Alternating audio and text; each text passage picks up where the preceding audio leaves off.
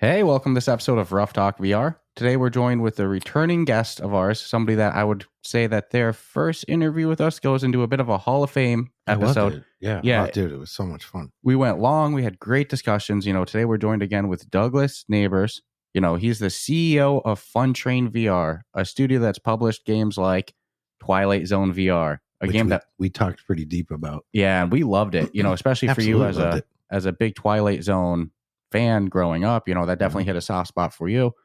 And licensing, of existing works, that's its own unique skill. And we learned a lot about Douglas last time. Comes from movie background, even worked on a great show, Monk. Anybody that's the OCD detective, that was a great show. I loved growing up. Girl's favorite show, man. Yep, great show. So Douglas comes from quite the background, Fun Train VR, quite the accolades as a studio. So Douglas, do you want to introduce yourself a little bit more to our listeners in case they didn't hear our first interview with you? And also we can talk a little bit about what you've been up to since the last time we had you on.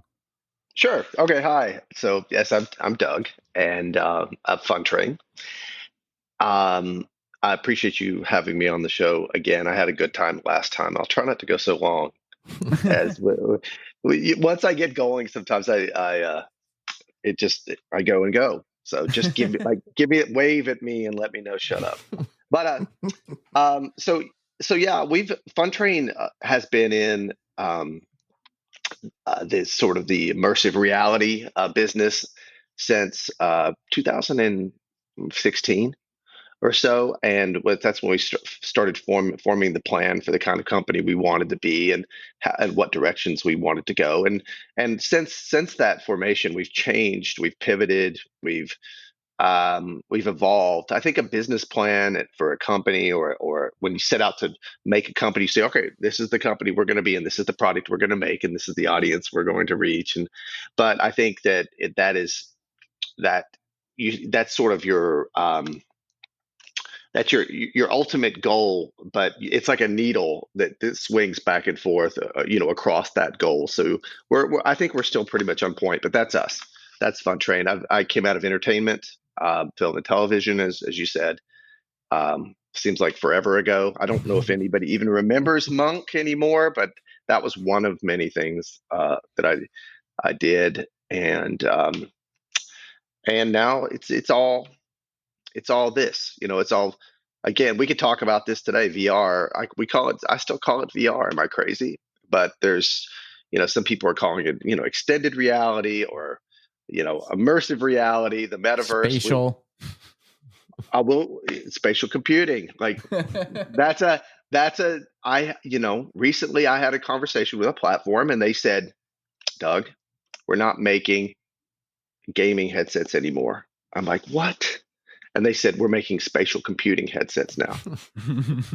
And I said, okay, yeah, and okay, I can work with that, right? But I think all of this is precipitated by that scary video that came out 2-3 months ago from Apple that scared the pants off of like the industry as a whole. But kind of not scared is the wrong word, but it sort of lit a fire under everybody that the race is on. Like now here's some competition, and I noticed a distinct change across several hardware manufacturers as they sort of, like we have done, they sort of turned the ship to head a certain direction that maybe they hadn't intended on pursuing a couple years ago. So that's pretty vague, but anyway, so we're a VR company still. I'm still calling us a VR company. I think that VR is here to stay, and as we get excited about mixed reality and we get excited about augmented reality, but I think that VR is going to be sort of going to be that touchstone that we always come back to. But that's my introduction.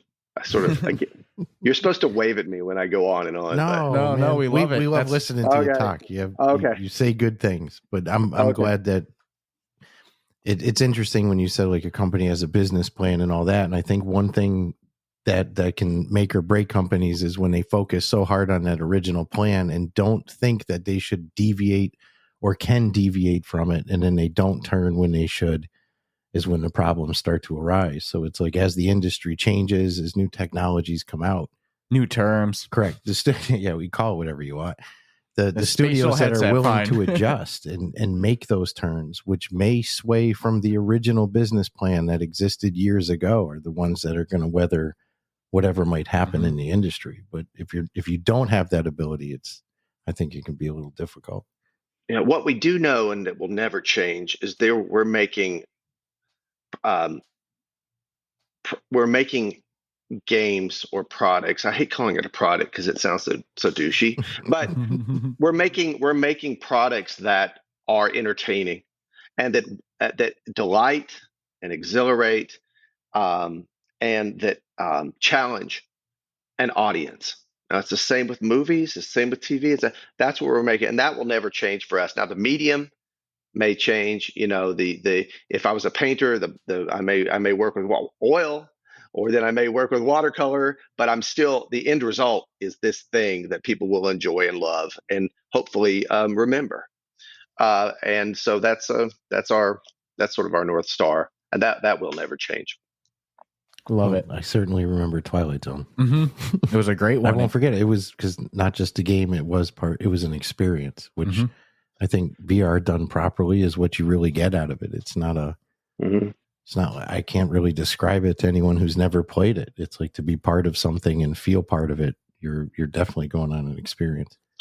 Experience. When we first started out talking about business plans, we started out we were an experience company.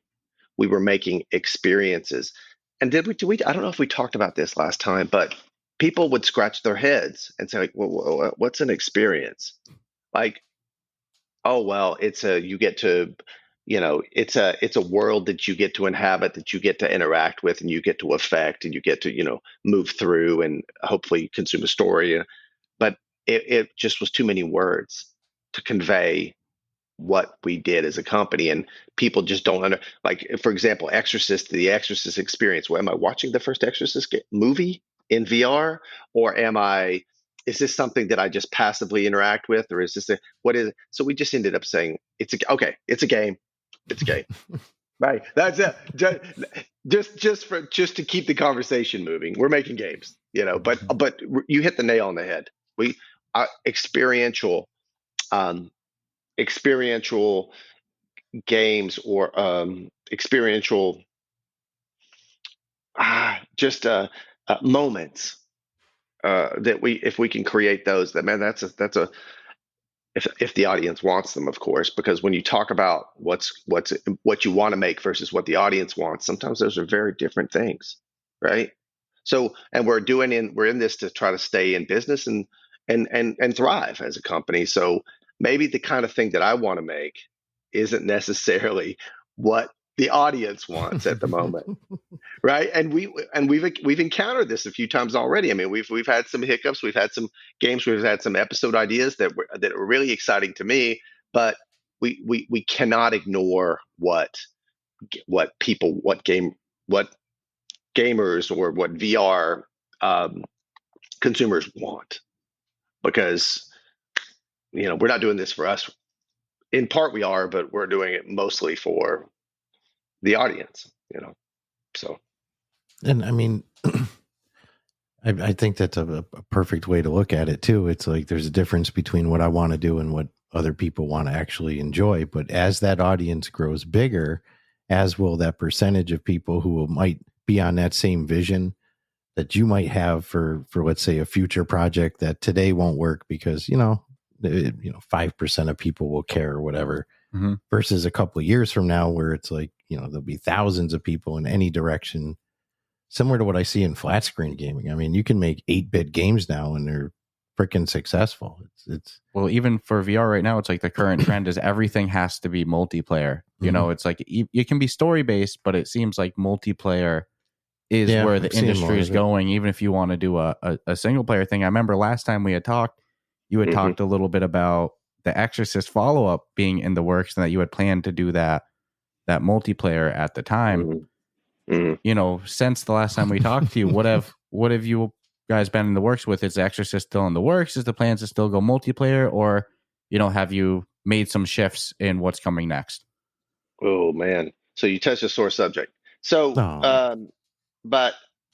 Exorcist, which we're calling Safety in Numbers, Safety in Numbers, is a co-op game. Now, I do believe in. It's not multiplayer as in PvP or any of that stuff. But it is a co-op experience that is designed to for you and a partner to adventure.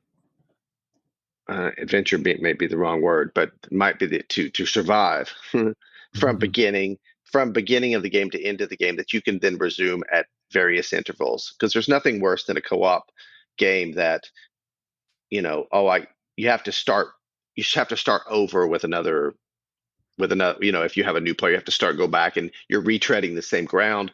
So I love haunted houses, and this is not just a jump scare haunted house game, but I love haunted houses. And there's nothing better than going to, and Halloween's coming up, obviously, and there's some great ones down here in the South. And I'm really looking forward to going through haunted houses with some of my friends, because it's so much more enjoyable when you have someone to share those experiences than it would be just going. Plus, you look like a creep if you're just all by yourself going through a haunted house. I don't know. I've never seen that person, but that's a special kind of person. I don't think I've seen any solos in the haunted house line all by themselves, just looking all sad. Stay away from that. Stay away from that person, because there's something more going on. Yeah, that's a freaking red flag. But in general, yes. To answer your question, sin, yes. Now, sin is we're behind on sin. We are. The challenges lie in that is making a rewarding, but it also has to be single player, because you ostracize a lot of folks. For a co-op only title, you're going to ostracize a lot of people if someone wants to play through single. I mean, and The Exorcist was a single player game, so that is making a challenging or a rewarding experience that fires on both levels, as far as telling the story and the interactions, both with single player and co-op. That's the challenge, and it's quite difficult from a design perspective. So, and we need it to be. We can't.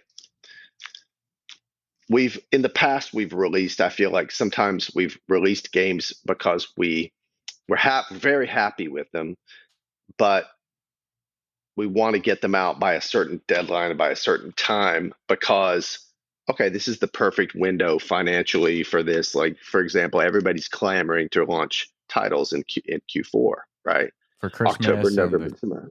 That's right. You got sales, you got Black Friday, you got you got Christmas. So, people are opening up gifts under the tree on the 26th or whatever, at least in the United States. And there's a headset there now. What do I buy? So people want to be positioned with a good game in those obviously those windows. This has been going for a long time, this strategy. And so sometimes we were racing to meet these deadlines, which were important. They weren't arbitrary, but sometimes I feel like, had we just let things cook a little bit longer, ferment a little bit longer, exactly, then we could have something much more potent. And that's where sin is now. And there's missed opportunity. Like, this is what keeps me up, and this is what gives me an enormous amount of anxiety in the middle of the night. Sometimes I'm like, whoa, well, gosh, there's so much opportunity loss or opportunity cost by not having the title out at a certain time. We get messages on a weekly basis about the sequel or about sin. So that's where that stands. But back to your thing about co-op, everything's multiplayer. I actually believe, I don't know if you're saying that's a good or a bad thing, that everything should be multiplayer, or that everything is multiplayer and that bothers you. I know that the games that I love to play are multiplayer games, and I know that that's what's successful at the moment. So I just see an alignment with what I like and what is currently working. I don't know. What are you two playing right now? We multiplayer is if something's multiplayer, if we have a choice, play this at single player, we'll still party chat just because. But if there's a multiplayer option to it, or co-op, whatever, that's the one we'll veer to first. For me, father-son team, I'm not always the best gamer. So for me, number one is co-op. If we can do, a PvE, player versus everyone situation where me and you go through a story mode, we've been having a blast with Survival Nation. With Survival Nation. That's a great game where they load in kind of instances where your whole player progress is tied to your character. So if you load into a single player or you join any server, you just resume where you left off and everybody does their own thing. It's really interestingly done. So co-op is always number one, but not every game's co-op. We have a blast with competitive multiplayer. Probably our number one game in general, besides just what we're having a quick fun with, is Ghosts of Tabor, a very competitive multiplayer game. Last time we had talked a lot on Population 1. Contractors is always good, but if I can get a co-op experience like Dungeons of Eternity is coming out, that's that procedural pretty dungeon. Much any co-op experience or multiplayer. I mean, Walkabout, Mini Golf, Demio. And it's funny because flat screen, I'm about single player. I like to load in myself and do my own thing on my own time. I'm not the Call of Duty guy. But in VR, if something's single player, I'm probably going to do one playthrough of beating it and then not open it again. Whereas a co-op experience or a multiplayer experience, that's our number one to go to. Yeah, definitely. So I'm not mad at the current trend. Yeah, well, and I'm not either, because I think VR. Let's just call it VR for now, since I don't know what else to call it. But it's social. I believe it's a social thing, and I believe it will be. I mean, it will be social in the future, and I think that people need to connect have the ability to connect in these games. And that being said, there is still that group that doesn't want to connect. They just want to, there's just people that sit by themselves and watch TV on a Friday night. I'm one of them. So, and there's sometimes that people don't want to talk to anybody else. And they just want to have something entertaining to do. And so we're trying to meet both of those audiences. And there's some difficulty in the design elements when trying to go after both. Who does it well? Onward does it well. I know Onward is going back. That's an old game, but Onward does it quite well. You can either fight bots, which are challenging and fun, or you can go in with friends and fight bots together or go against other teams. So, well, I love the mentality that you have of not meeting a deadline and putting out a lesser product, just to hit a certain number. I think that's how consumers get the best product, is like, if something needs to wait 3 more months for it to be done correct, then it should wait 3 months. And I get the pressure though, that, people, I can only imagine. I mean, everything's on your shoulders, time's being spent. Are you losing money by waiting? Are you actually going to make money by, I can imagine the stress load on that. Just in that portion is just on when to release, let alone. Imagine this. Imagine this also. Sorry to interrupt. No, please. Imagine you're building a game and you have an 18-month development cycle, right? And you're building for a certain platform. But guess what? The platforms release a new headset with new features every 18 months. So just about the time you're ready to launch a game, around comes a new version of the hardware that has a whole lot of features that everybody expects to be implemented, and you're like, wait a minute, So the speed at which hardware is evolving makes it difficult for these 12 to 18 month development cycles. I don't know how long the two of you think it takes to make a game. Everybody seems to have a different perspective on that. But what do you think, by the way? I'm curious. We've had developers tell us 2 years. 2 years for a small studio. I mean, for a bigger studio, maybe 3 years. No, 1 year for an aggressive big studio, and then 2 years for a smaller. Maybe 3 on the longer end, but 2 is a number that we've gotten a lot. Yeah, 2 is one that we've gotten a lot. Yep. What's the reality from your perspective? 15 to 18 months. Okay. And we are small to medium. Basically, I would say we're actually on the medium we're on the smaller side than we are full medium. But yeah, it's about 12 to 18 months. I'm sorry, 15 to, what did I say? 15 to 18 months. Well, we can never, we originally set out for 12-month cycles, but forget about it. It's just, that's how you get gray hairs. but also, yeah, you can also set a development. You can also set your game, guys, to, we want to be done in 12 months, but there's so much that depends on, like, when will the platforms be able to open up their QA windows to allow you to QA on the platform? Because there's all this internal with PlayStation, with Meta. Pico's a little bit looser at the moment, but they're going to get tighter. So finding your QA window sometimes can be a real fight and can affect your release date.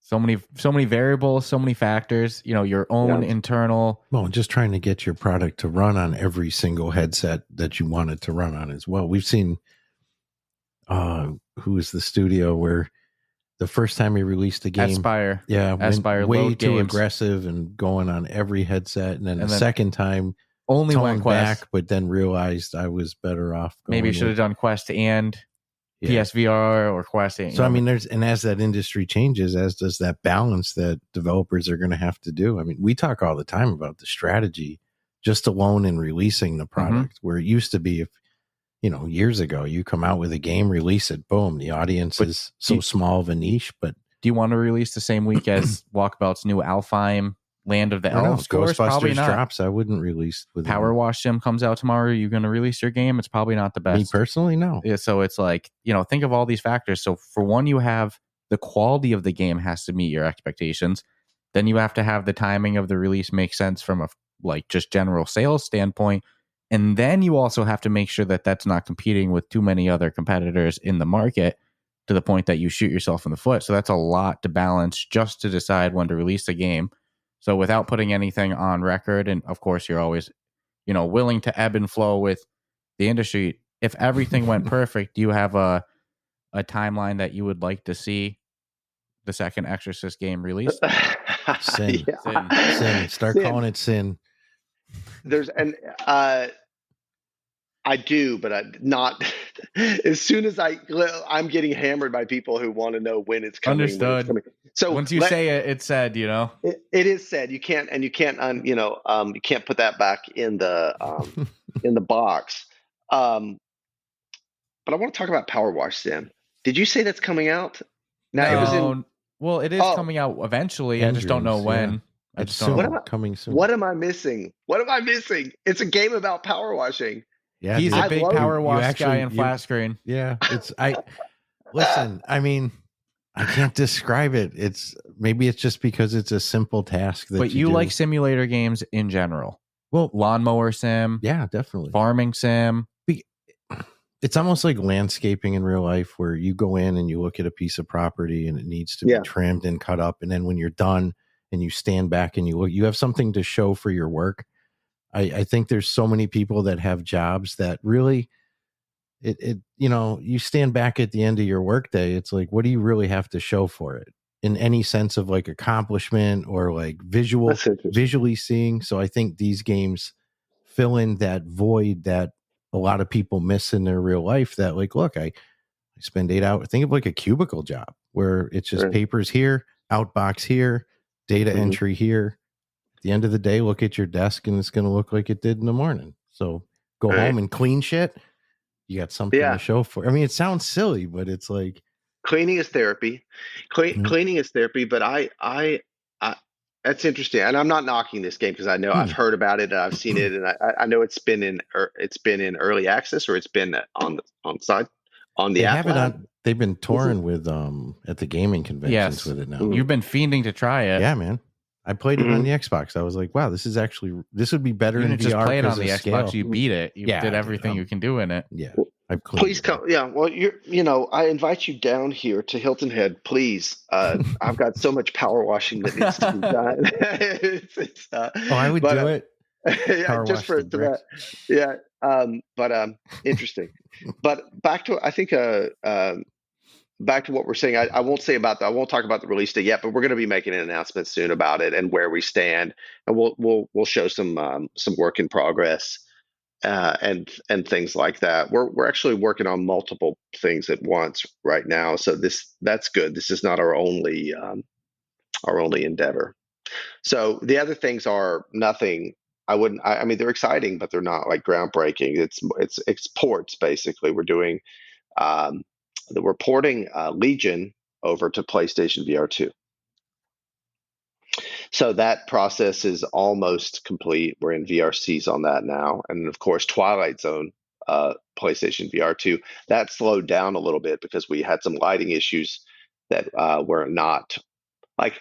There's a lot of games, if you'll notice, that'll port to PS5 or PSVR 2 that don't feel worth, that kind of feel like, oh, it's a Quest port to PlayStation, and check, Yeah. and we're trying to avoid those situations. We want meaningful um, meaningful updates and additions to these titles to make sure that they are worthy of being on the PS5 platform, or PS5 console. It's just you have to make them. You can't it just can't feel like a mobile port, because Quest is basically mobile gaming, a souped up mobile gaming. It can't look like a mobile game on a console. Just simply can't. So that's our challenge there. Do you guys play PSVR 2? If we said earlier on another episode, if Sony wants to send us the PS5 and the headset, we'll start playing it tomorrow. Yeah, but we don't have a PS5. No. So, and we would need two PS5s, two headsets. So yeah, Sony's not giving us no headset. No. So I've always said if I already had a PS5, I would be very heavily debating getting it, because then it's only a $500-$600 overhead. Only. But yeah, right. Yes, money. But then to get the console plus the headset is definitely a barrier of access. It's the same barrier of access that kept us away from the PC VR scene for so long. We've been longtime lookers of VR before we ever got into the Quest line, but just didn't want to take out a loan to play VR. Yeah, we didn't have gaming ready computers for or PC VR ready, I should say. So then it took the Quest line to come, and then we got in. So I don't know. I think there's a reason that the Quest has sold 20 million headsets. It's affordable. I think anything that requires a gaming PC or an expensive console probably won't see those same sales numbers. How often do you put on a PC VR headset? Of Index or whatever. How often do you put one on? Don't have a PC VR. No PC VR. So we use Quest only. Quest only. Okay, great. Until our ability to expand that. Yeah, but to be honest, we have actually a lot of listeners too that tell us that they like that we stick with. Oh, I get that. The Quest industry. For my own, it's like when we ask a developer, like, "Hey, what play headset No Man's do Sky you all day?" use?" Yeah, there's experiences I want on a headset that other people are getting to enjoy that I am not. And it's not even about the better graphics. It's just like, this is a... And for you, what's your ratio of standalone headset, the Quest 2, the Pro, the PlayStation VR, and Index? What are you using? That's a great question. And I am 90% standalone headsets. Most of that being Quest. Of course, I'm sure there's some Pico sprinkled in there and stuff like that. Sure, absolutely. The Pico 4, we've got several Pico 4s in the office, and love that headset. Well, I don't love it. I love the Quest headset. That's the best headset there is, by far. The Quest Pro is a phenomenal headset. The Quest 2s are great headsets, especially when you use a Boba VR ring or one of these headset adapters. There's nothing better. There's other headsets that I've put on that are good, right? Like there's an offering from HTC that the Focus 3. I actually don't have an XR Elite in the office, but those are good headsets. But there's nothing that, in my opinion, this is just my opinion, and I hope I don't get angry calls about this, but there's nothing that beats the Quest. Quest 2 with a VR cover and a Bobo VR head strap. And I'm not even shilling for these brands. I just know what feels good and what works. And comfort is so important, especially as playtime increases. There are people that play till their battery runs out, and that's us. Then we just have the Kiwi head strap, and we just go plug. Then we get another couple hours easy. Yeah, there's something to be said about the ability to just put on a headset, press power, loading up an app, and you're good to go without any other fuss or anything like that. And do you think if you weren't developing games that it would be pretty much 100% Quest? Do you think that other 10% just comes from being, of course, CEO of Funtrain? Of course. Well, yeah. Well, I'm a gamer. Like, I love playing games, and I play flat games too. And right now it's Baldur's Gate. Like everybody else, Baldur's Gate 3. Or no, everybody's playing Starfield at the moment. Starfield, yeah. They'll go back. They'll go back to Baldur's Gate. Yeah. But I think it would be Quest. It would be Quest. We need to have a headset we could pick up, put on, and go. The end, as quick as can be. I don't want to set and there's some even setting a Guardian can be pushing it sometimes, Yeah, I'm going to be really careful with what I say here, but I'm part of a group of people who who Meta has kind of let in to so we get to kind of see things in advance, and we get to see iterations of things. It's with the new headset and all that. And the Shadow Council. Well, it's not a Shadow Council at all. It's a bunch of people. It's some eyes shut. We know what's going on. Bunch of black hooded figures saying, "Douglas, download this." No, thank you. I wish it was that special. It's a bunch of mooks. It's a bunch of mooks like me and other people with small companies who are trying to make games for the future. That's it. We're trying to make games that will appeal to an audience next year. And then the only way to know to make those kind of games for next year's audience is to know what's coming. And so that is, I'm really fortunate and thankful that I've got a little bit of visibility on this. But back to what we're saying about ease of use, making the gaming as frictionless as possible. The reason people use still flat screen game is because it's super easy. Click play. Sit at your desk, start playing. There's, but with the new headsets that are coming out, or with technology as it currently is and will be, there's going to be a lot of friction that's going to be removed from eliminated from the process, and a lot of it has to do with AVP suddenly getting everybody whipped up about what the future that they see, the headset that they see, the capabilities are there. And so everybody's like, well, we gotta accelerate. We have this long range plan of, home scale VR and all this stuff like this, or MR. Now we need to accelerate these strategies as quickly as possible. And that's what's happening. So there's some super exciting things happening with regards to turning your home into a play space. And I know there's been big rumors with the Quest 3 with the depth sensor and room mapping, and I think stuff like that, like you said, making things frictionless, that could, if that's all true, as rumors have hyped up. Sometimes I often question these leaks if they're intentionally leaked as well, just to gain hype as well. But that's a game changer. Like I said, even just a Guardian setup it might not seem like much friction for those of us that are used to it, but go put somebody into a Quest headset for the first time, and it might cause some confusion in that moment versus if they can just put it on, does some analyzing. There's a couch there, which you can do in the Quest headset, but it's cumbersome.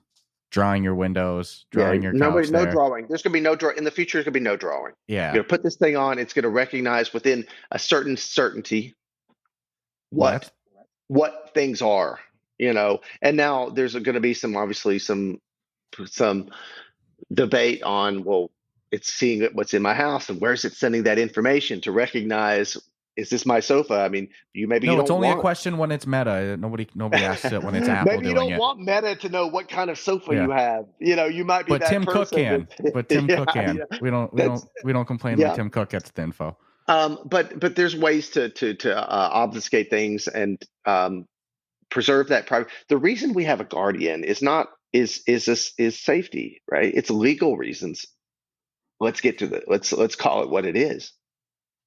Safety is okay, yes, but then there's the legal side of it, because if you fall because your guardian wasn't set, several years ago there's a person that fell through their glass. I think a Russian player that fell through a glass table and killed themselves, died because they made a mistake and their guardian went. But these are real safety issues and consequently liabilities that are going to have to be worked out as far as turning off the guardian. But with mixed reality, a lot of that threat goes away because you can actually see your space. So I'm really excited. Now, if you put on I'm ranting again, but if you put on a PlayStation, go to someone's house, put on a PlayStation PS VR2 headset. The room setup is very similar. It scans your room. You just look around.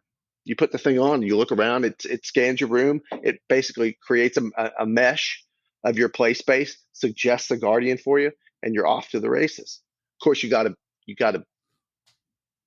freaking cable hang it down. Maybe in the PSVR 3 they'll get that down. But that's why it's so good to have these competitors in the market, because I love it. It all changes the industry. Nintendo comes out, like the rumors that Nintendo's working on something. They bring something new. Like you said, now Meta is going to change their plan from 10 years to we need to have this in 6 months. And I think that just means the consumer wins. If we get room mapping faster because of Apple. At the end of the day, it's like, because most consumers, you don't even have to pay attention to the backstage going ons of these companies, but as a consumer, you're just going to be constantly happy for the years to come. Update. This company has something. This company's offering. Apple's offering something now. So right now, it's kind of co-op gaming and multiplayer in general dominating the releases of games and player activity, but we're seeing mixed reality and hand tracking becoming a bigger and bigger thing. And it's hit its peak, I think, with the Quest 2 because of it being black and white infrared pass-through. Mm-hmm. When the Quest 3 is in the wild, in consumers' hands with color pass-through, oh man, the floodgates have opened. So for you, as somebody on the inside industry side, where do you see the future of the industry going with things like hand tracking, mixed reality? Do you think that transitions it back to more a single player focus, or is that even more social? What's your thoughts on where the industry is going with that? Okay, so mixed reality I talk about it every single day, and we have 3 major mobile or standalone platforms chasing this. At least 3 big ones, and then others chasing this goal of mixed reality, meaningful mixed reality content. I think hand tracking, and I know there's a lot of debate online, like people I read on some of the, like some of the thread exchanges where people or tweet exchange or whatever, X, whatever you call it now. People are saying, there'll always be a place for controllers, and I don't believe that. I think that hand tracking is the future. That's just my personal opinion. I think that with the new 2.2 update with Quest, I think it's noticeably more accurate. And I believe in hand tracking, and that's the gaming experience that I want personally. I want to see for the future. Now, how do you locomote using hands? How do you shoot using hand? How do you do all this stuff? We'll see. I don't have answers to that, especially locomotion. There's lots of, I've seen different kinds of people, spitballing on the best way. But I went back and I watched Ready Player One again the other day, and that's the vision for VR for me. And it doesn't involve holding 2 controllers in your hand whose batteries run out. Your right controller's battery is low. Please put a new. It doesn't involve that. My vision of it does that. Now the rest of mixed reality, right? There's a whole lot of different things. There's obviously pass through, which, can you hear me okay? Oh yeah. 100%. Oh yeah. We're letting you go. Oh, sorry about that. You guys are so no. Let me just go. So obviously pass through. I think pass through is really interesting. pass-through was a fluke, right? In my opinion, the exterior, if you remember on the old Vives, the cameras the cameras that faced out were used for outside in tracking, right? But but they weren't they had no function. In fact, you had to turn the camera on in like advanced menu and the old Vives. Oh, you guys didn't do PCVR, so you don't know that. But and then suddenly people's like, oh wow, you can see through these cameras. Oh, that's cool. And then suddenly we're making games for those cameras, and it's so crazy to me that in just a short amount of time, but almost it was by a happy accident. I don't think that anybody ever thought about making games using those front-facing cameras, and then it just seemed like the next logical step after people were inquiring about it. But mixed reality pass through, I think, is critical, and I think that's not going anywhere. Obviously, I mean, that's like a critical component of mixed reality. There's other things, voice interactions. I think these are going to be, this is here to stay. The ability to interact with other characters in the game. Obviously, you interact with your friends in the game, but the ability to interact with other the user interface using your voice, I think is going to be here to stay. And there's something really interesting that's happening with spatial anchoring at the moment. So do you know what I mean when I say spatial anchoring? Is that like kind of predestined like hotspots to travel to, or no? No. So spatial anchoring is in your room. Say, for example, you can see this, like, as you can see the staircase behind me, like you can set something up in mixed reality that will remain there. Maybe I could put picture frames going up the wall, pictures going up the wall up there, but those are anchored in space and they remain there no matter where I am in the room. It's actually a pretty that you could place yourself. And then also there's the shared spatial anchor side of that, where other individuals that are co-located with you can also see those in the places that you place them. That's a big deal. It seems like a small deal. It's like, oh yeah, you put a picture there. Bobby, can't you see it? Yeah, I can see it just like you see it. But it is a big deal. And co-location, I think, is going to be a very niche. That ability, that thing is talk about the longevity or the future of this stuff. I think that's going to be how many multiple headsets does each family have? How many do you have? You have 2, right? Yeah, but we don't live together, so we play. Oh. Separate location.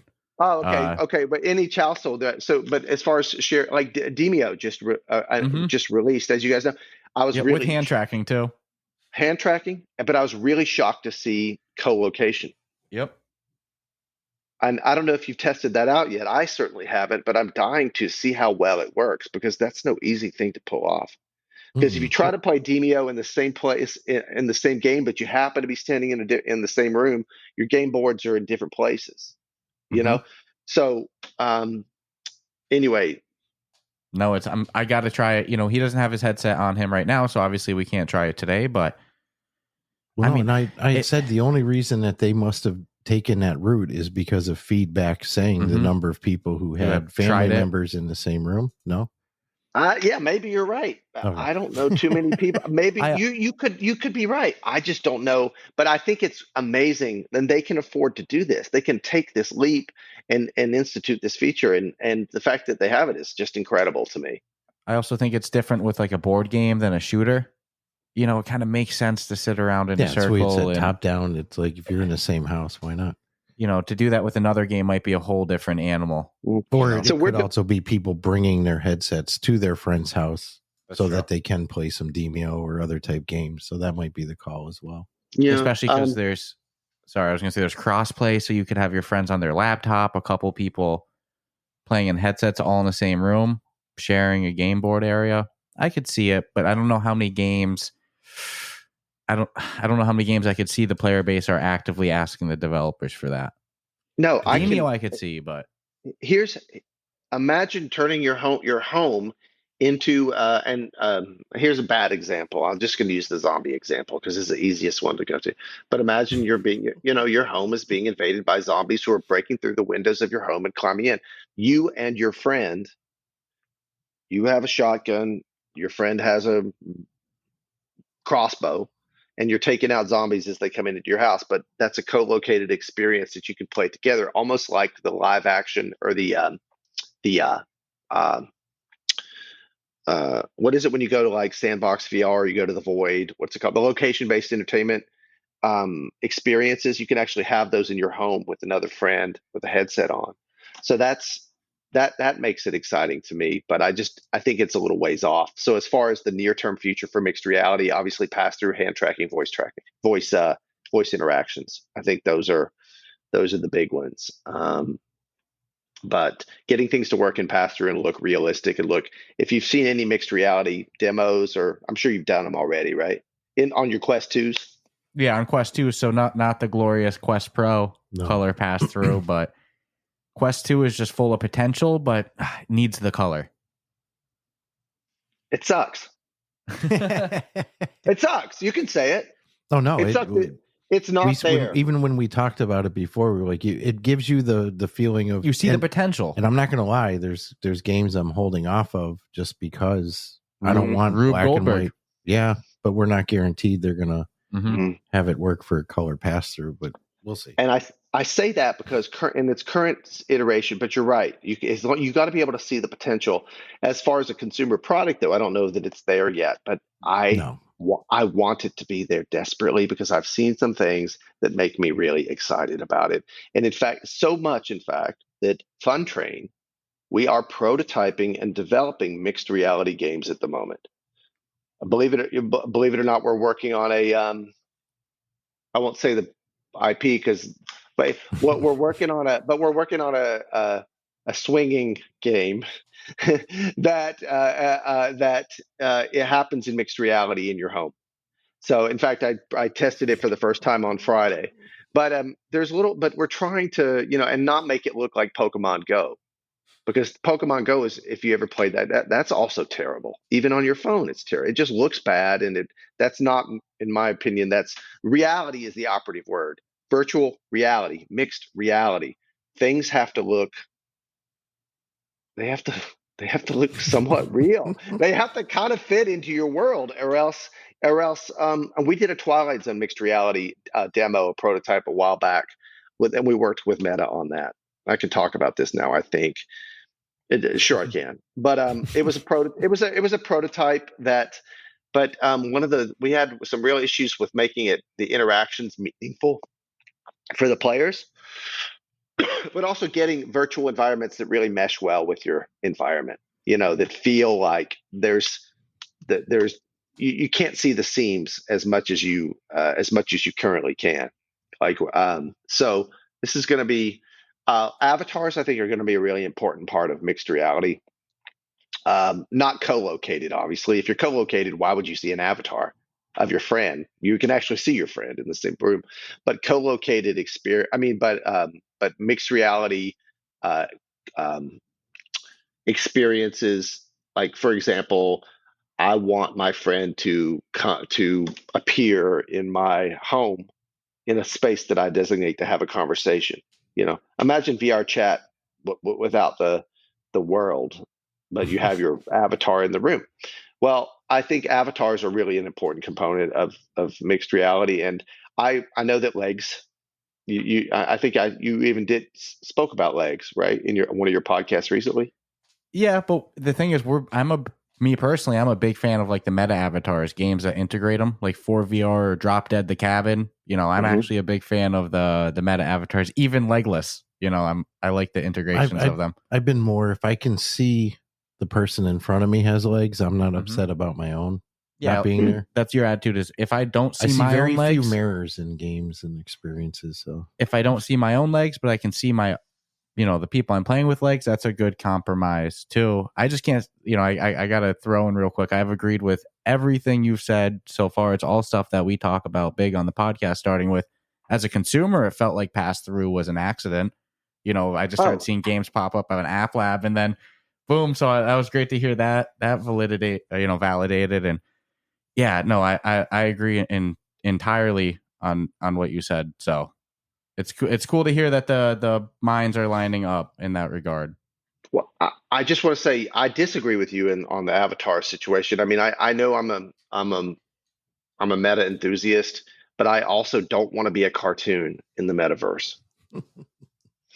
I want to be me, or I want to have the option of being me, and then I can be like, if I want to be a, Voltron or whatever, I can do that too. But I do want to be presented as myself, and I don't want to be just a very stylized. And I'm really excited about the avatar work that's being done at the Reality Labs, and I hope it's my dream, my fantasy that we all have our own avatar that cannot be cloned, and it's just ours that we could migrate from game to game. Like the codecs that they teased like a year ago. I don't know if you saw the codec avatars. Oh yeah, I did see those, and I'm sure they're going to show some more in September. I mean, at the end of this month, when I hope they do. I hope they show some more, some progress there. But I want to be a real person. I want to be reality. I want virtual reality, mixed reality, augmented reality. Sometimes I think we forget about the reality part. And that's just me again. So you like the meta avatar concept? You're just not full on the execution of it currently. I would take a real scan. Like if I could turn my headset face me. We've talked about that before. It's hard to argue against. That'd be because it is you. So it's not the concept of the meta avatars. It's just their current execution. Is that correct? Absolutely. It's art. It's art. That's what it is. Yeah. Of course. No, I love the fact. I mean, if you're using a Quest Pro, it's really cool. You can sit in like workroom and you see expressions on these avatars, and that's like, it's so. Have you ever done the hand tracking with the avatars too? The first time we ever went into a shared home space and he flipped me off with his silly looking meta avatar, like you said, a little cartoony. You see the middle finger come up. It's pretty freaking funny. It's hard to deny. I have used the hand tracking. Do the kid, finger through. Of course. Yeah, you got to do that. You got to do that move. That's the. But that's anyway. I hope that answers around mixed reality. People want to know. We sometimes, like, people are saying, well, how do I get involved in the business or the industry? I get this from some students at Savannah College of Art and Design who we have several of those working with us at the studio, and they want to know how to get involved. And I said, learn the tenets, learn the principles of mixed reality, because this is where all the platforms are going at the moment. Really, I mean, the Quest. You've seen the pictures released of the Quest 3, right? You've seen the leaks and all that, and that's a mixed reality headset. Color pass-through, baby. It's a game changer. Well, here's the game changer. But the problem is, and I'm sorry to interrupt you, Stratus, but the problem is, there's got to be good content. There's got to be compelling games in mixed reality. If you're going to have a mixed reality headset.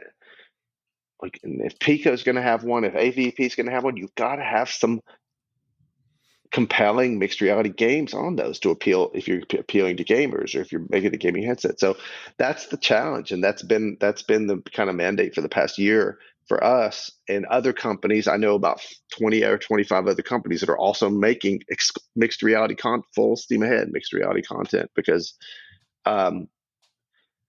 and then we'll see what happens. We'll see if the audience, because we have no idea if the audience even wants it or cares, or will be enraptured by it, right? We're hoping they will be. Well, if the content is done well enough, because it's almost like trying to describe a color or a smell to someone that has no ability to see a color or smell. Well, a lot of things in VR you have to experience and understand. Correct. Even walkabout mini golf. It has to be done. If it's done properly, I think people are going to ingest it and never know that they were missing it until they experience it well. And then I think it's going to be forced to hey, there's a lot of options now for hopefully studios like Fun Train VR, working on some mixed reality projects. Hopefully those help check off the box of content. I know, we talked about Aspire.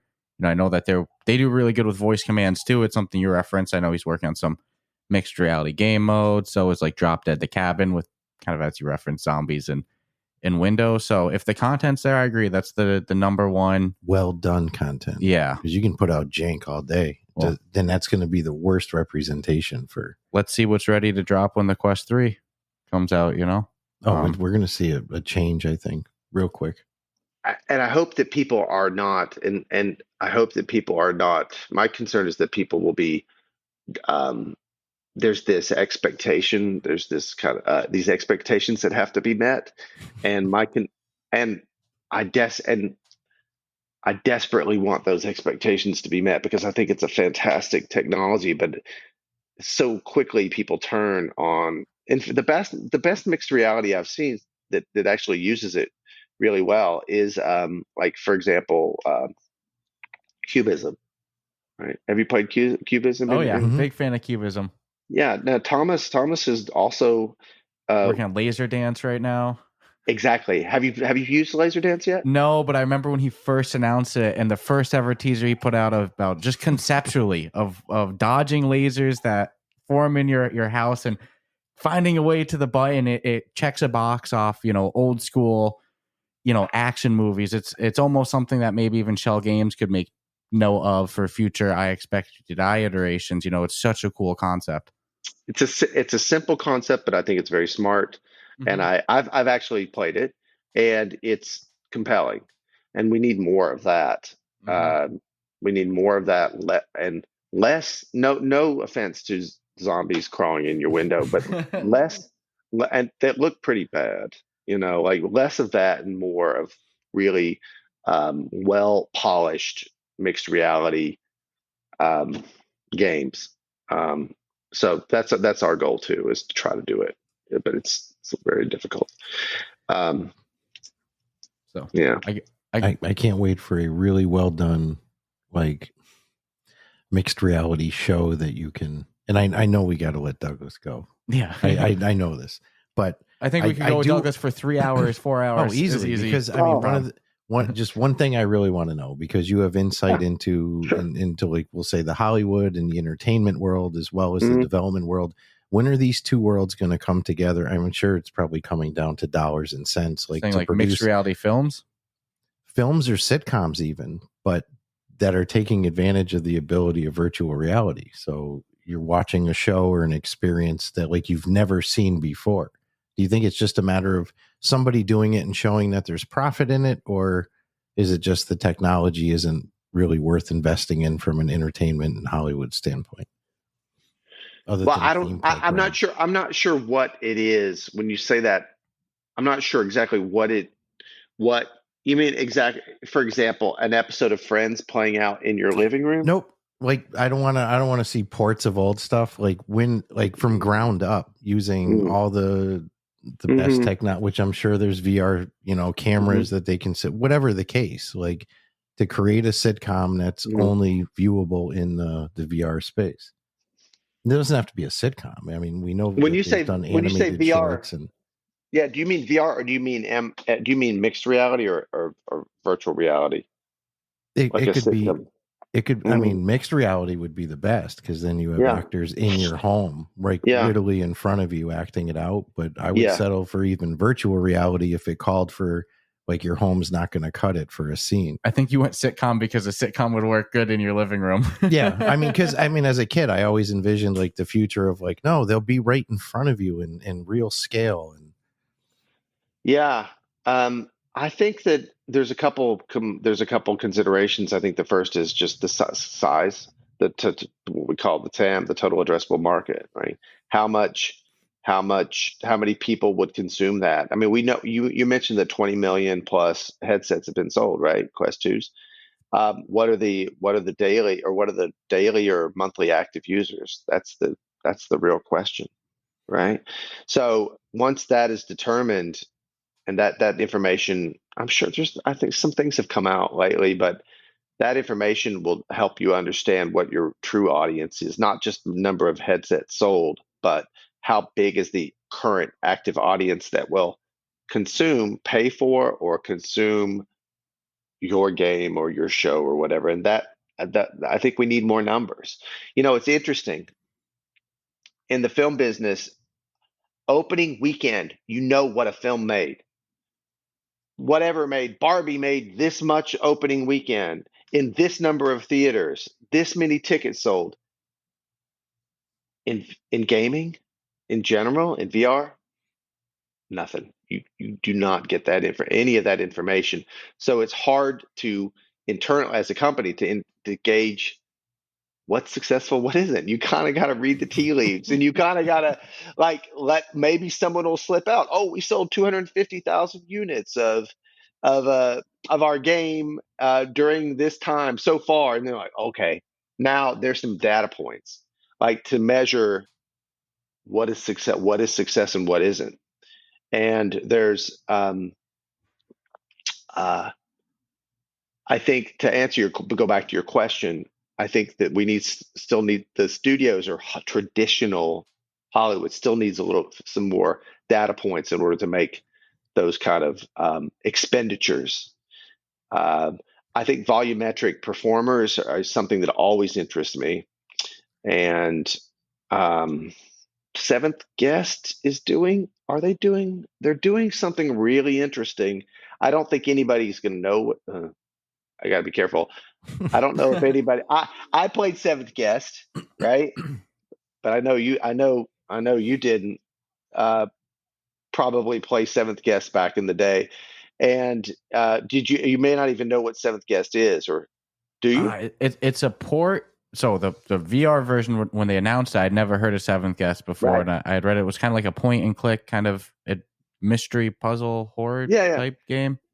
It's one of those games that has like a fond, like a nostalgic for old people. Got a cool following.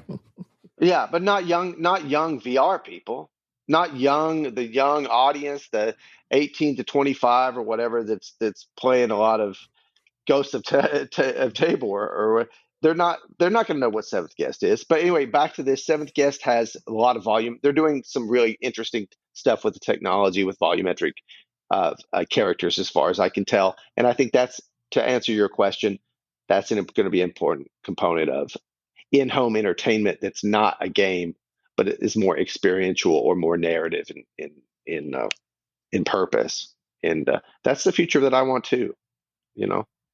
That's fair enough. Good immersive entertainment, and and that's not disclaiming, because as I said that, there are some fantastic documentaries I've seen you're just talking more people acting out in your home in front of you, designed specifically for that. Not that I'd hate if I could watch Friends in real scale in my living room. I get it. Whatever. There's some really good VR theater out there at the moment. Well, it's I shouldn't say it's really good, but it's really interesting. But it's characters that are played out in remember Under the Underneath, or the Underdark, or the Under. Do you remember that from a couple years ago, which was a live kind of theater experience in VR? They actually had live performers in the game performing scenes, and then there was a lot of NPCs, and then occasionally you would have live performers mixed in with the NPCs. You never know who was who, and it was kind of a cool experience. And I'm part of this XR Social Club, which is just like a hobbyist group of like XR enthusiasts. And there's Deidre Lyons is part of that group, and she has a company called I can't remember the name of it at the moment, but they were just at the Venice Festival, but they do a lot of immersive VR theater. So we're getting there. I mean, I think the theater crowd is even less likely to be in VR than the TV crowd is, but still, we're moving in that direction. And awesome. No, I think it's inevitable. And like you referenced before, I know we're stealing your time on the last remaining days of summer, but one last thing to let you go, and then we'll wrap this baby up. Just in closing out, we promise. In 2023, closing in on 2023 at this point, we're already in September, 3 months left. In your opinion, the good, the bad, and the ugly of the industry in 2023. What's your thoughts on it?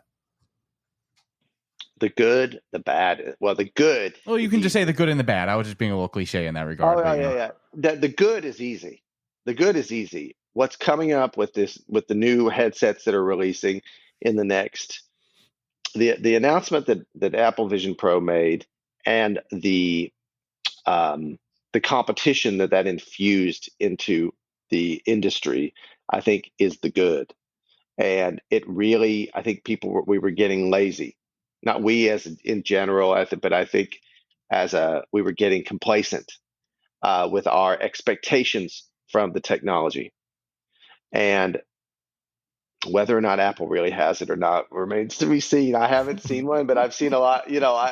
But I have a lot of. I obviously seen a lot of journalists that everybody's saying, "Wow," but that is good. And what it's causing, that ripple effect that it's causing to the Picos of the world and the, maybe the Valves of the world, who knows?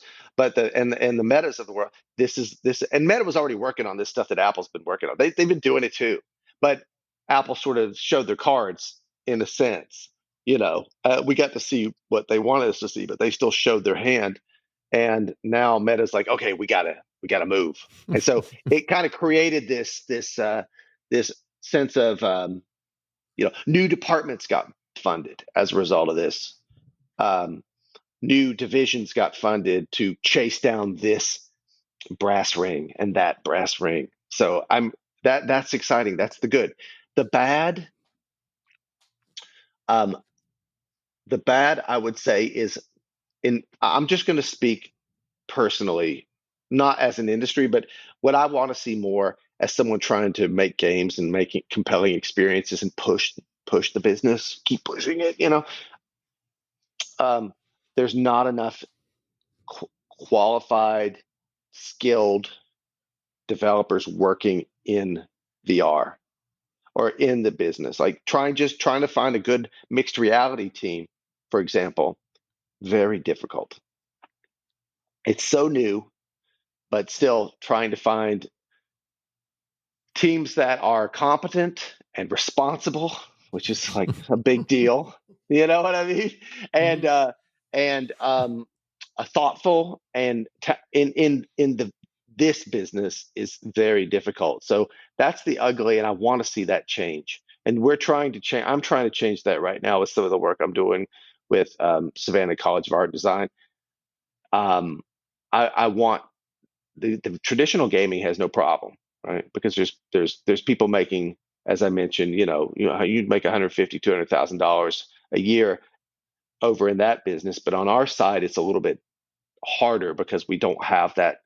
We just don't. Our market isn't that big yet, so we can't. Those paychecks aren't paid out, and so you're really doing it for the passion and for the love of it, and for the ability to be on the bleeding edge. But that doesn't pay your mortgage, and that doesn't send your kids through college or whatever people's want money for these days. I don't know. So, right, I need fishing. I just need a tackle box and my fishing pole. That sounds so stupid, but those are the things that bring me joy, and a shrimp net. But hey guys, do you think a shrimping simulator would work? Like a cast net VR game would work? Hell yeah. I mean, they have. Would you get in trouble if you had a Bubba Gump? Yeah, you would. Let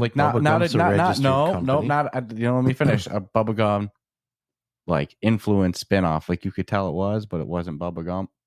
But it's like it's Bubba Gump, Well, you can do that. Paramount, exactly. I used to work in licensing at Viacom Consumer Products, and we licensed the heck out of Forrest Gump. And Bubba Gump Shrimp Company was one of our licensees at the time. See, oh my goodness, no, there's huge potential for that in VR. Oh no, I love throwing in the summertime. So I work like a dog Monday through Friday, and then I come and I do some fishing on the weekend. And I love throwing a shrimp net.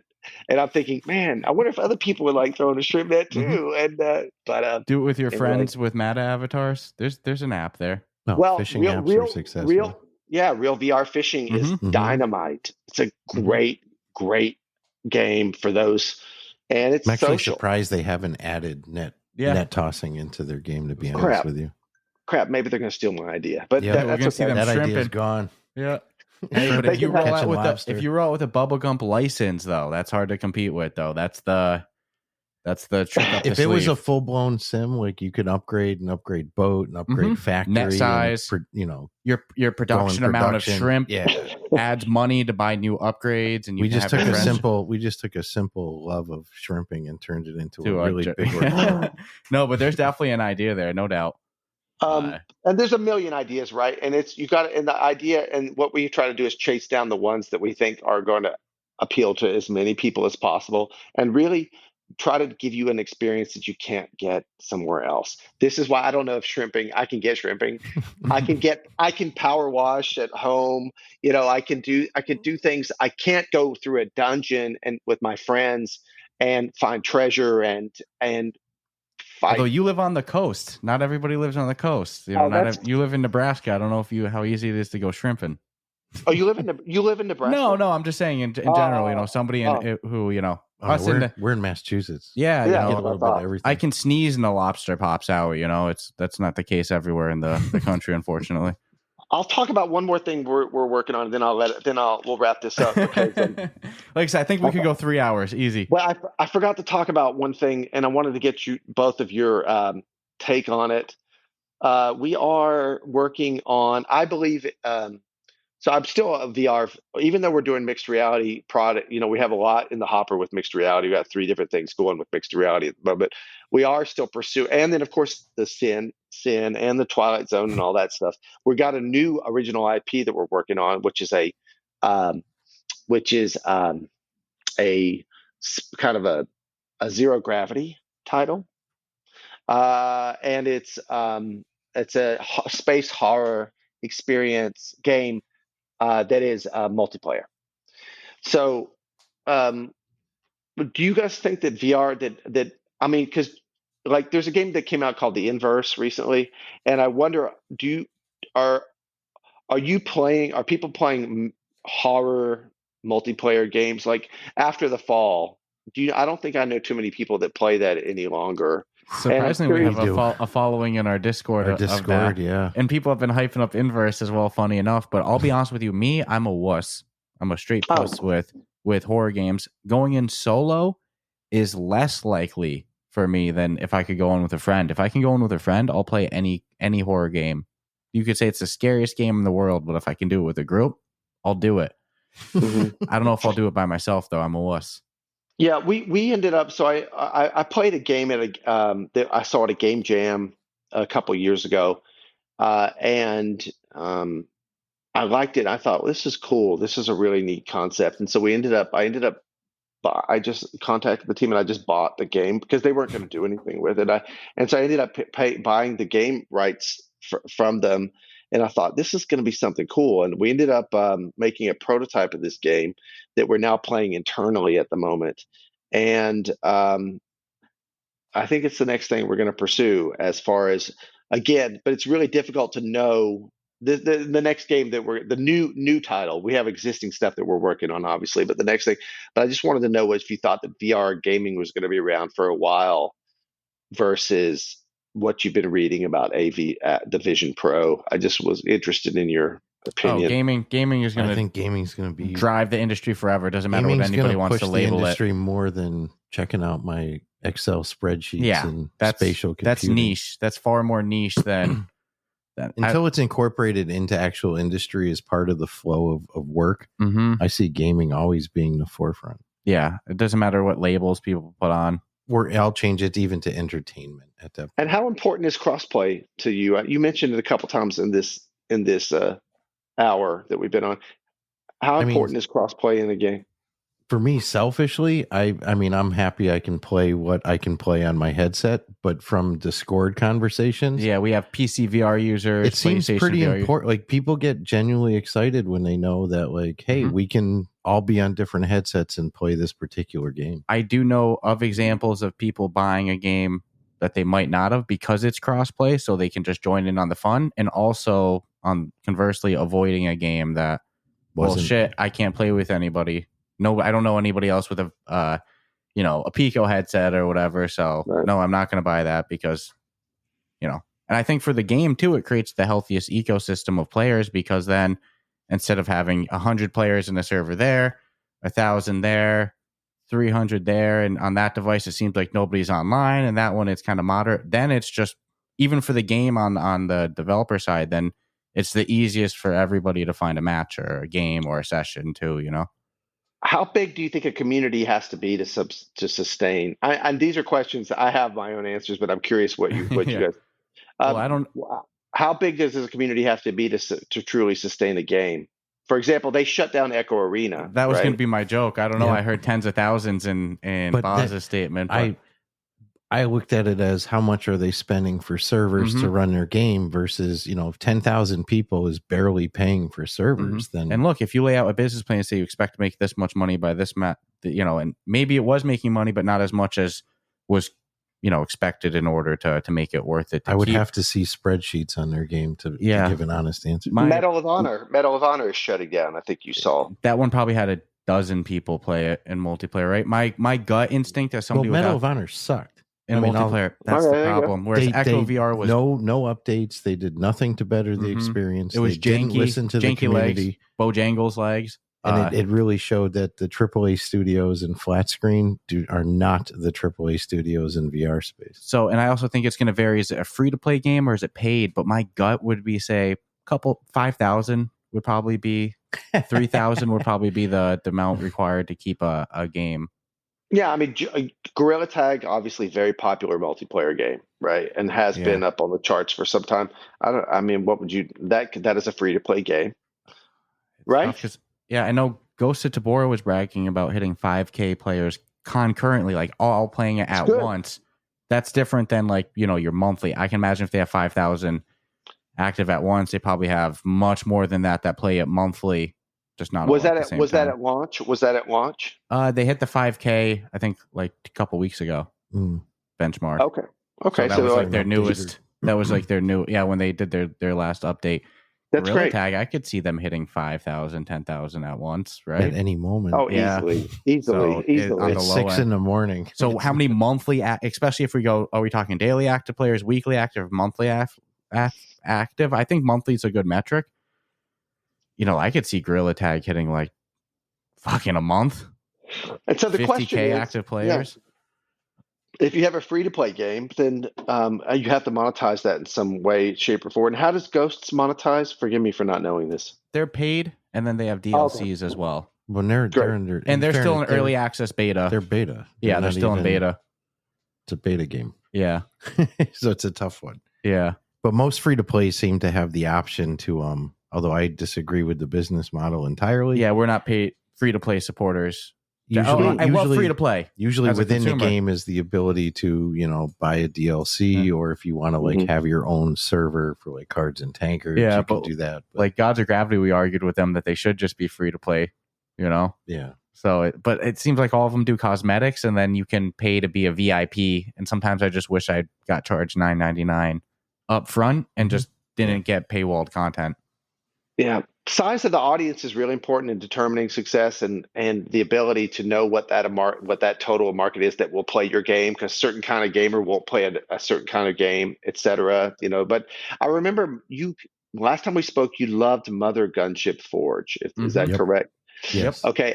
And I was at GDC and I attended, and I thought of the two of you because I attended a Q&A and a presentation by that team. And those guys had a rough time of it. And they it does not as many people liked that game. They just said it wasn't that. It did not quite meet their metric of success. And I don't know what's happening with the game now, but it was I think you can watch it on the GDC website perhaps, or you can see that presentation. But it was really eye-opening when you look at how much, what expectations are versus reality of how many people will actually, buy your game. So I know that they were a flash screen studio before. Mother Gunship Forge existed flash screen. They had several flash screen titles. I wonder if that was just because they didn't understand the VR industry size. I have the most obvious answer. And it's unfortunate for them because we love their game. I still play their game. They do still update their game. But I think they were on that cusp of when you really have to aggressively market your product. They were at that point where, to me, it really got exposed that the more you market it and promote your product and can get your word out there, the more successful you'll have at launch. Where I felt like Mother Gunship Ford was more of like a shadow drop. Hey, here it is, and it wasn't selling me on it. Versus if there was an aggressive marketing team behind it. But that to me is like this year and next year is where I think the heaviest focus needs to go, other than having a good product. For studios to recognize that the days of just making a game and putting it in the store are it's not going to work like that. Well, and on that, we found Mother Gunship Forge by accident just by searching by genre on the Quest store, of narrowing down the co-op experiences. And we found it like 4 months after release. That's a good point. There was very little actual VR industry marketing on it. And they were at that, I think, pinnacle of when I saw the shift changing in the industry, that like, oh no, these studios have to have a good marketing budget and as PR teams, something to promote it. As good as the Quest store has gotten, if you go and search by genre, that's where you can still find the weak spots in the Quest store. There's not that many strategy games when you search by strategy. Co-op section is much less than it should be. It's interesting when you filter by genre on the official store, that's where you can still find the holes. So hopefully Mother Gunship that is really interesting. You should watch that video, or that if it's available on the GDC website, where they talk about they had trouble meeting the expectations of the existing PC audience coming into VR and playing the game and seeing a lot of features that weren't there on the PC side. Obviously, it's a different medium, as you know, or in certain regards. And they were talking about how that then they tried to remedy those over time, et cetera. But really, really interesting. Anyway, I thought about you when I was at the GDC, because I know that you both were really into that. It's nice to know that our rants live in some people's heads as little seeds that might sprout up in the moment when they hear the reference. Yeah, that's awesome. So, Doug, I know we've taken a bunch of your time on a weekend, so we just have a blast with you. Can't help it. It's fun to talk VR with you. Sorry. Yeah, I hope we haven't bored. the audience. Your audience. I think that they'll probably ask for a round 3 in the future, if anything. That's nice. So tell me about, you guys have a thing coming up. Are you allowed to talk about that? Yeah, we've been hyping up our showcase quite a bit. We're not saying who's on board fully yet with sponsors and participants and stuff like that, but we're doing our gaming showcase. I must step out for 1 second. Yeah, we're doing our first ever VR gaming showcase, just highlighting a bunch of trailers of existing games with updates, new info coming out about previously announced games, and also never before announced games. So we're doing that on Friday, February 2nd at 1 p.m. on Eastern time, live on YouTube. So first ever time doing it. We already got a good amount of developers on board. It's going to be a fun show. We got Upload VR that does theirs, Meta that does theirs. It's going to be our first year. Let's see how we can do it production value wise and everything. But I think we got some nice tricks up our sleeve, to say the least. The production value on your podcast is phenomenal. So I have high hopes that it'll be a good show and have a good turnout. That's for sure. I hope you have a good turnout. I love the vibes. Yeah, we even got even more equipment upgrades coming, for the showcase. So like I said, we got some nice tricks up our sleeve. I'm excited to debut our first ever one in February, and then hopefully people want to see it yearly. Well, maybe we'll have something to show for you in February, or a little bit soon. I know you need it sooner than that, so maybe we'll have something to show. Awesome. So you hear that, listeners? If you're a fan of Fun Train VR, like I said, we got some big studios on board. Maybe we'll get something from Doug's team over at Fun Train. Who knows? Like you heard today, several mixed reality projects in the works, plus Sin. So a lot of stuff to show off potentially. So thank you for your support, Doug. Thank you for taking the time to chat with us. You're always welcome on. You got kind of like the golden pass. Welcome on whenever. Just let us know. Like I said, real Hall of Fame episode. Fun to just talk VR stuff, industry stuff, gamer stuff, just as a gamer yourself. So always a good time. And anything you want to say real quick before we let you go? Maybe where viewers can... No. Thank you to you and Stratus, and thanks to your audience and the people who are enthusiasts and fans of what we're doing and gaming in general. I urge everybody to put your headset on every couple days and get in there and play games. There's so many great games to play with friends, and that's all I want to say. Just keep the fires burning. Love it. Like I said, always appreciate your support. 2023. I don't care what anybody says about. Yeah. Hey, 50. How, 51, 53. 53, 51, I'll take it. Man's got to pee. He's got to pee, right? It's all the rain. So I think 2023 has been a hell of a year for content. I don't care what anybody says about lulls in VR. We've had hell of a year with releases. I agree. No shortage of things to play. So I think things are only going to get better too in 2024. Good deal. Thank you for joining us, Doug. Enjoy the rest of your day. And for listeners, go check out, Fun Train VR's Discord. Follow them on social media. Stay tuned for what's coming next for them. Fun Train Shrimp. Right. If you enjoy the podcast, subscribe, rate us 5 stars. Go check out our Discord too. Stay tuned for our showcase in February. Check out Twilight Zone if you haven't played it already. Maybe we get something from Fun Train. That's some cool stuff, cool potential there. And other than that, we'll check you out next week. Take care. Take care.